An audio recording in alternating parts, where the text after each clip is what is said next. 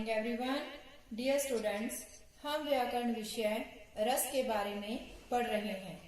अभी तक हमने रस की परिभाषा, रस के अंगों के साथ साथ रस के पहले 5 भेदों व उनके स्थायी भावों के बारे में जाना।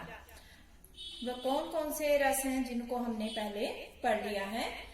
श्रृंगार रस, हास्य रस, वीर रस, रौद्र रस, कर्म रस। ये पहले 5 हमने जो है क्लियर किए थे पिछली वीडियो में। आज हम भयानक रस से स्टार्ट करते हैं। भयानक रस, भयानक रस किसे कहते हैं? जब किसी भयानक वस्तु या जीवन को देखकर भावी दुख की आशंका से मन में जो भय नामक स्थायी भाव उत्पन्न होता है उसे क्या कहा जाता है? भयानक रस। अब भयानक रस की एक एग्जाम्पल देख लेते हैं हम लोग। एक और अजगर ही लखे, एक और मृगराय, विकल बटो ही बीच ही पर्यो मूर्छा खाए। इस उदाहरण में क्या दिखाई देता है हमें कि एक यात्री है जो अपने रास्ते पर जा रहा है, उसे क्या दिखाई देता है? एक और अजगर ही में अजगर दिखाई देता है और दूसरी ओर मृग। इन दोनों को अपने बीच में देखकर विकल, विकल का मतलब दुखी, बटोही यात्री, इन दोनों को अपने बीच में किस किस को? अजगर और सिंह को देखकर वह मूर्छित होकर गिर पड़ता है। अर्थात यहाँ पर वो किसके डर के कारण बटोही जो है मूर्छित हो जाता है? अजगर और मृग को देखकर। अब हम चलते हैं विवश रस की ओर। विवश रस, इसका जो स्थायी भाव है वो घृणा या जुगुप्सा है। विवश घृणा के भाव को प्रकट करने वाला रस है। घृणा के भाव को यानी कि ऐसी चीज जिसको देखकर हमें घृणा आ जाती है। विवश घृणा के भाव को यानी प्रकट करने वाला रस है। किसी अप्रिय व्यक्ति घृणा उत्पन्न करने वाली वस्तुओं को देखकर जब हृदय में घृणा उत्पन्न होती है तब यही घृणा नामक स्थायी भाव विवश रस में बदल जाता है, जिसे क्या कहा जाता है? विवश रस। अब हम विवश रस की क्या देखते हैं एग्जाम्पल। सिर पर बैठो काग, आंख दो खात निकारत, खींचत जीवहि स्यार अतहि आनंद उर धारत। इसमें क्या बताया गया? इस उदाहरण में क्या बताया गया है? शमशान घाट का एक सीन हमारे सामने है कि शमशान घाट में जो भी पंछी होते हैं वो शव के ऊपर, शव के साथ क्या क्या करते हैं? सिर पर बैठो काग, यानी कि काग, काग यहाँ कौवे को कहा गया है कि एक शव के जो सिर पर है एक कौवा बैठा है और उसने उसकी दोनों आंखों को निकाल लिया है। आंख दो खात निकारत, निकारत निकाल लिया है और निकाल करके उन दोनों आंखों को खा रहा है। खींचत जीवहि स्यार अति आनंद उर धारत, और इसके साथ साथ उसने उसकी जीभ को भी बाहर निकाल लिया है। ऐसा करके उसे आनंद की प्राप्ति हो रही है। कौवे को तो क्या प्राप्ति हो रही है? आनंद की। पर जब हम ऐसे सीन को देखते हैं तो हमें घृणा का भाव हमारे मन में पैदा होता है, और जब घृणा का भाव पैदा होता है तो यही स्थायी भाव किस में बदल जाता है? विवश रस के अंदर। अब हम चलते हैं बच्चा अद्भुत रस। अद्भुत रस, इसका स्थायी भाव है विस्मय अर्थात आश्चर्य।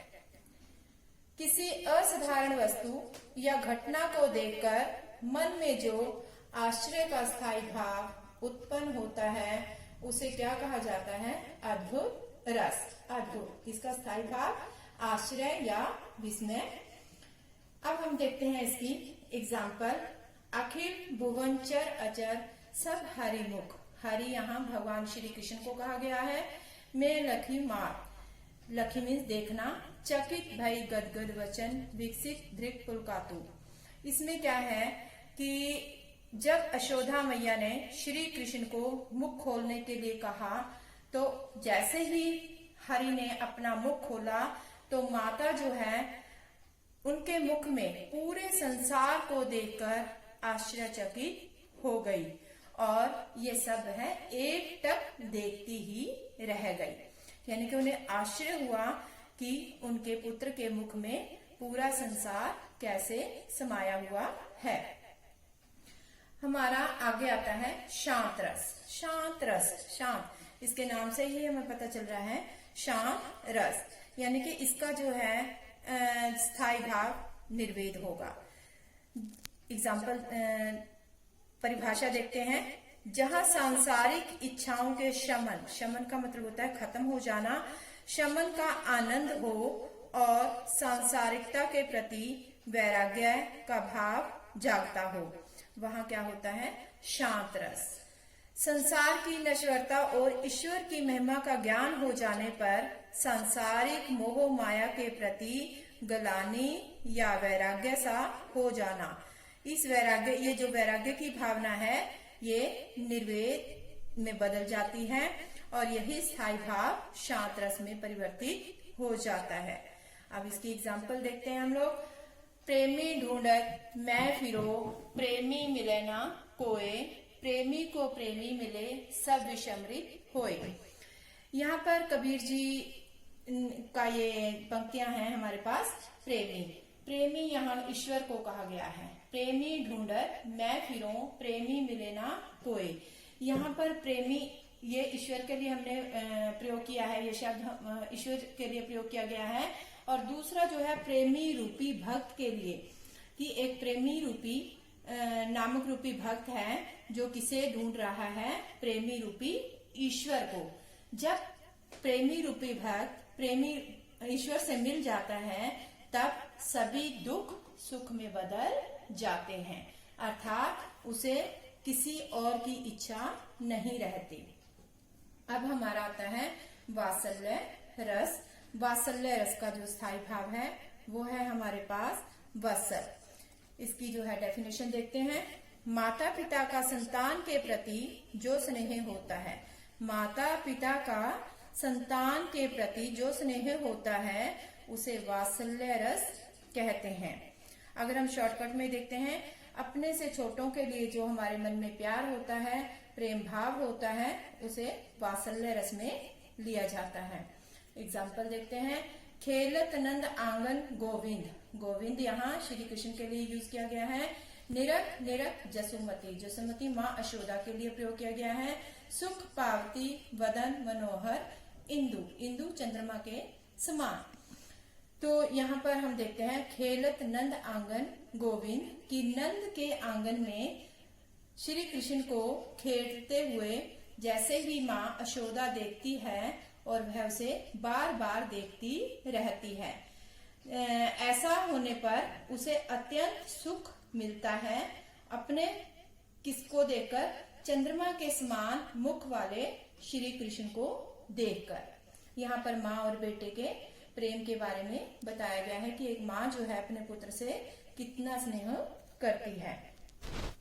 लास्ट आता है हमारा भक्ति रस। भक्ति रस और शांत रस दोनों आपस में मिलते जुलते हैं। जहाँ पर अपने आराध्य अथवा ईश्वर के गुणों को सुनकर जब मनुष्य का मन भाव विभोर हो जाता है तो उसके मन को जिस आनंद की अनुभूति होती है उसे ईश्वर के प्रति अनुराग कहते हैं। अनुराग मतलब प्रेम। यही स्थायी भाव अनुराग भक्ति रस में परिणित हो जाता है, जिसे क्या कहा जाता है? भक्ति रस। यहाँ पर यानी कि एक भक्त जो है अपने भगवान की भक्ति में इतना लीन हो जाता है कि उसके सामने सांसारिक मोह माया सब कुछ बेकार हो जाती है, उसे तुच्छ लगता है। यहाँ पर एग्जाम्पल देखते हैं। मीरा का एक पद है ये, मेरे तो गिरधर गोपाल दूसरो ना कोई। यहाँ पर मीरा जो है श्री कृष्ण को ही अपना सब कुछ मानती है, उसके लिए कोई और उसे सांसारिक मोह माया नहीं बांध सकती। धन्यवाद।